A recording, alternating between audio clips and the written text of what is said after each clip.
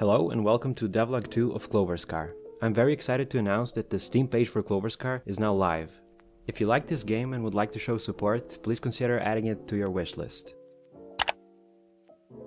Okay, first of all, I would like to thank all of you for your wonderful comments and feedback on my previous video. By the way, if you haven't watched the first devlog of my game, you can check it out if you want to hear a little about how this project began. So, I received a lot of nice suggestions on the first devlog, and I would like to quickly go over some of them since they do bring up a couple of interesting points. Kentil says, "The camera doesn't need to move up with every part of the jump.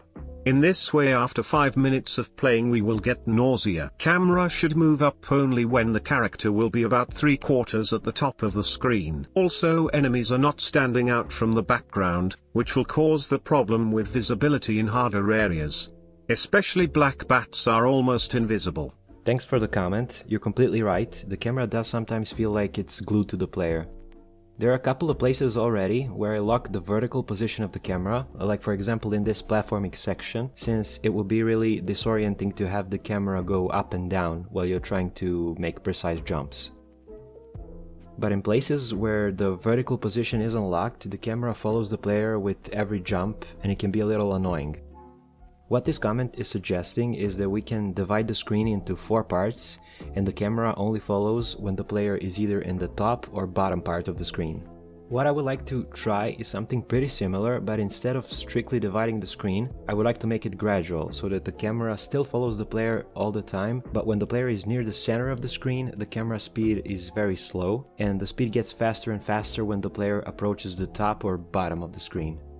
So yeah, it's the same idea, but I feel like this way it's a little bit smoother, although I will definitely play around with the camera in the future, so maybe this will change again in one of the following devlogs.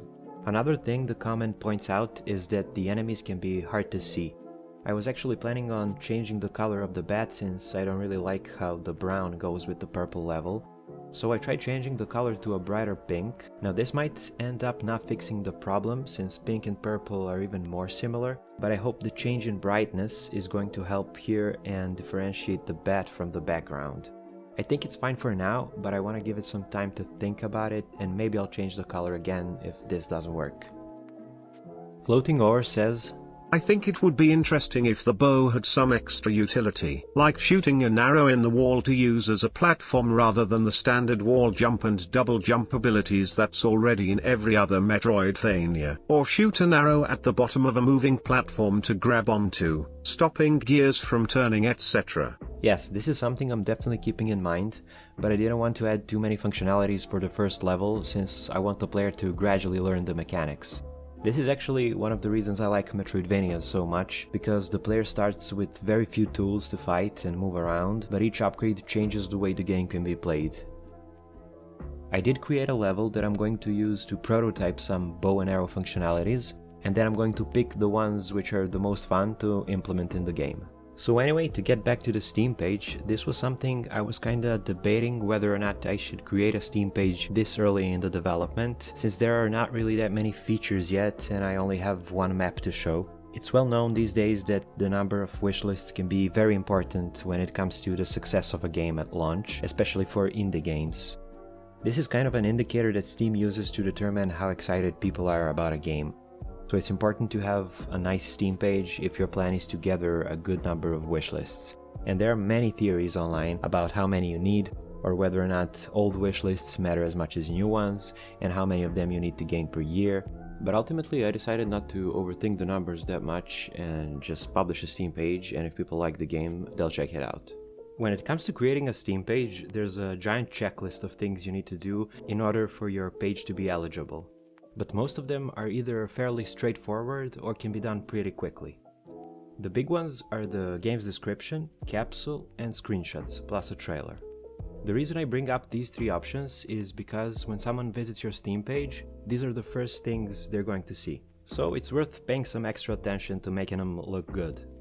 Lately I've been doing a lot of research about how to present all this information in a good way, so here's some things I learned. By the way, I just want to point out that I'm no expert when it comes to this topic. I just did a little research and I'd like to share what I found, so keep that in mind. So when it comes to the capsule, the 2 main things are show the logo of the game and show the main character, or the main villain of your game. The main villain is mostly shown in capsules of horror games, but with everything else, usually the protagonist is the focus of the capsule.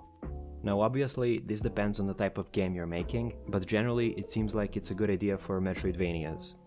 Also, it could be a good idea to avoid using assets from the game in your capsule, since it makes the capsule look cheaper. It's much better to make some custom art to make the Steam page look more professional.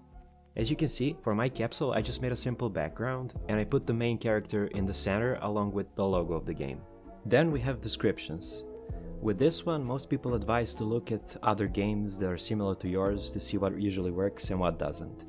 You're gonna need to write a short description which goes under the capsule of the game, and a long description which goes down below. And if there's one advice that people give, it's to use a lot of verbs in your short description. Describe what the player is going to be doing in the game rather than explaining the lore or the story. Also, you can quickly list off a couple of main features of your game like I did with combat, platforming, and exploration. For the long description, you can go into a little bit more detail and describe the setting, lore, or the story of the game, but the gameplay should still be the focus of the description. Also, it's a good idea to put some screenshots or even better GIFs in your long description to break up long walls of text. And finally, we have screenshots. These are pretty straightforward, but there are still some tips I found. First, if you have color variety in your game, like levels with different color palettes, try to include at least one screenshot from each color palette to show variety. This is something my Steam page doesn't have, since I only have one level for now, but I will keep updating the screenshots as I design more levels. In this section, you also have the option to upload a trailer, which I assume should follow the same tips as the screenshots. Show as much variety as you can, and try to pick out the most exciting parts of your game. Again, this is something I'm gonna have to keep updating as I add more features and visual variety to my game. So yeah, there's my Steam page, and once again, if you feel like showing some support, please consider adding the game to your wishlist. Thanks.